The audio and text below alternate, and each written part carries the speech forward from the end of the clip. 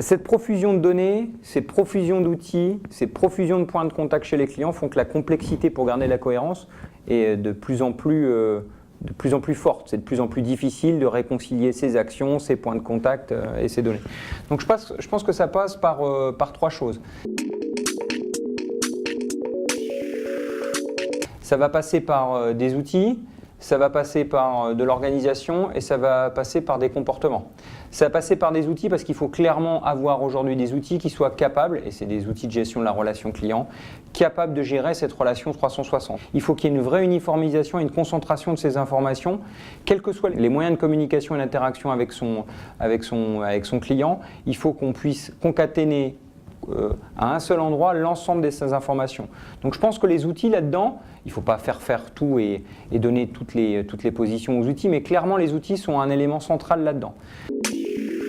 Deuxième chose, il y a une question d'organisation. Mais les organisations en silo, là, ça les tue complètement. C'est-à-dire une organisation qui gérerait la gestion de la relation client via le marketing digital, dans telle ligne de business, une autre dans sa relation sur les communications entrantes par téléphone à un autre endroit, la relation via des commerciaux ou via des boutiques à un autre endroit.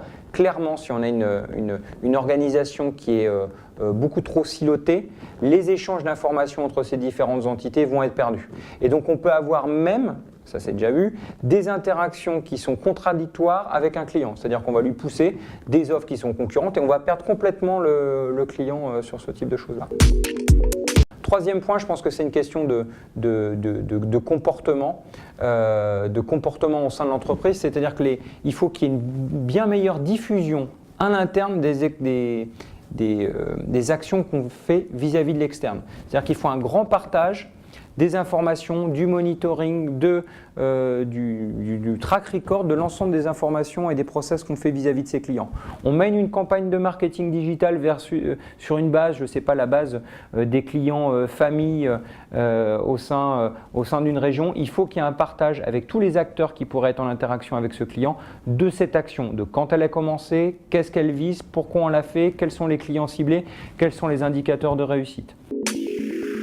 Donc quand on a mixé ces trois éléments, des outils qui permettent de suivre et de gérer cette relation 360, des organisations qui sont plutôt des organisations projets plutôt que des organisations en silo, et enfin un comportement d'échange au sein de l'entreprise, je pense que vous avez les trois ingrédients qui sont nécessaires pour éviter qu'on soit complètement perdu dans cette relation 360 avec ses clients.